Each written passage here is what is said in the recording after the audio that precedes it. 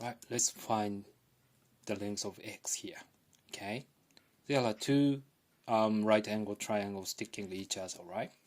And then when you see this triangle, this is a hypotenuse, which is the longest side. And when you look at this triangle, this is also hypotenuse, which is the longest side. Okay, the side which is opposite to right angle is always longest side. Then when you see this right angle triangle, if I name this one A and B, shorter side is A and B, and the longest side is C, A squared plus B squared equals C squared. This is a Pythagoras, wasn't it? In this case, for this one, as this squared plus this squared must be this squared, isn't it?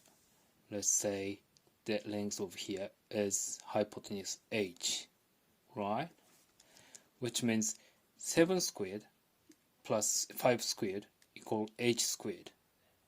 Then, if you look at this triangle, 3 squared plus x squared equal also h squared, isn't it? Which means 5 squared plus 7 squared equal x squared plus 3 squared, isn't it? Right, so I write this side first. X squared plus 3 squared is 5 squared plus 7 squared. 3 times 3 is 9, 25, and 49, right? So I take 9 away from both sides. So x squared equal 40 plus 20 is 65.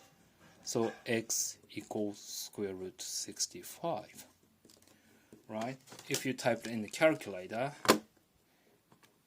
65 is 8.6 is the answer. Done.